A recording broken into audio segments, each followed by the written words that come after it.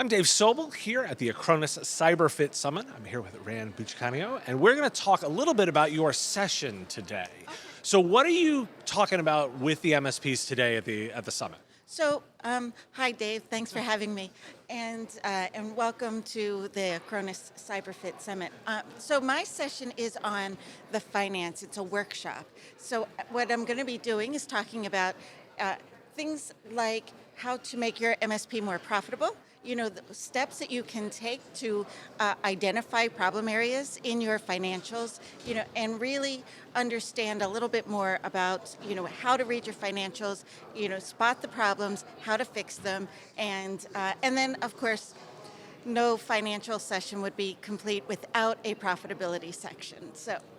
So, one of the big things that they've talked about here at the summit has to do with the research around consolidation of vendors.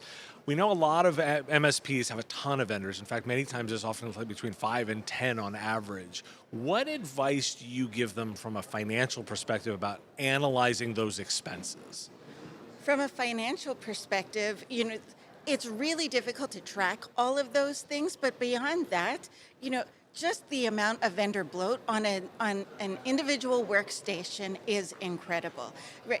So if you have 10 different vendors, now you have 10 different agents on your workstations, and those are 10 different portals that you have to monitor in order to track everything. So beyond the financial aspect of it, because, once again, now you have to split out all of the costs for each one of those vendors and make sure that you stay profitable. If you can find a vendor that, in one pane of glass or one or two at the most, I think you're going to find that your workstations are going to work a lot smoother, and you will be able to track your profitability a lot easier. So you do a lot of analysis with a bunch of different MSPs. What's kind of the number one area that they need to spend more time on when they think about their profitability? When they're thinking about their profitability in their business, and I actually touch on this, right? Because it's so easy to step back and look at your company and say, yeah, hey, we're doing, okay. Things look great. Everything looks wonderful. But unless you really focus in on all of the individual areas to find out where the problem is or something that you could be doing better, you may be missing the mark on a lot of that. So, one thing that I recommend is that everybody take a step back and do an individual assessment, and what areas of your business do you know exceedingly well, and what areas of your business could really use improvement, and focus on those areas first. So one of the things that I like to look at is where they're spending money on sales and marketing. And oftentimes I find it's actually a lot smaller than it should be. Is that also what you're seeing when you talk to them? And how do you help them, readjust to think about what percentage should make more sense? Well, we all know that the advertising and marketing should be about 10% of your revenue, right? That's always been the golden rule. And so many times I see MSPs go above that, and they're at the 20%, of gross revenue on marketing. And then I see others that are like 1%, so it's all over the map. The one question that I ask, especially of those 20%ers, that, how are you tracking these marketing dollars? How are you tracking that? And are you getting the proper return on the investment? If you're spending $10,000 a month in marketing and you are only getting, $1,000 back in return, how long does it take for you to recover that $10,000, right?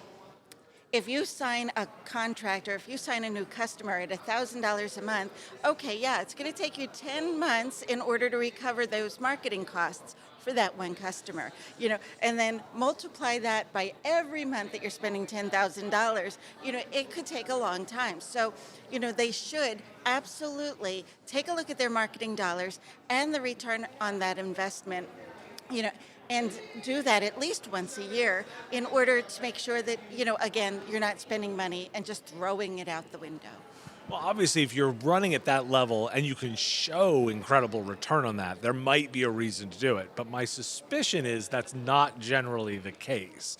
Is there some kind of return that you think is a recommended bit that they should be looking at for the return on that? What ratio do you look for? So that's a really difficult question to answer, like right off the spot, because there's so many different dollars going, in and out all the time. And how are you tracking it? But if you say to yourself, I'm going to go to this event and I'm going to market my company at this event. You should know what that dollar amount is that you need to come home with in order, to make that event worthwhile, and worth the marketing dollars of it.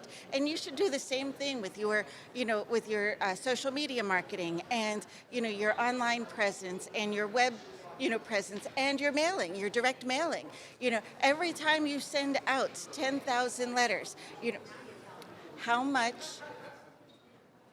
many customers do you need in return in order to recover that and make it profitable, right? Because you don't just want to recover your costs, you actually want to make money from your marketing efforts. And you should be able to do that. But, take your marketing campaign, rip it apart. Okay, what do I want out of this? And what is the bare minimum, for me to want to be able to do it again? And if I don't meet this bare minimum, of return on my investment, then you need to put that one in the corner and go find another one. Well, to be fair, Rayanne, the more important thing is the process you just went through. The number is less important than exactly the process, because that may be different for everybody. Well, thanks for joining me today. This has been really insightful, and best of luck at your sessions. Thank you very much. I hope to see some more of you today.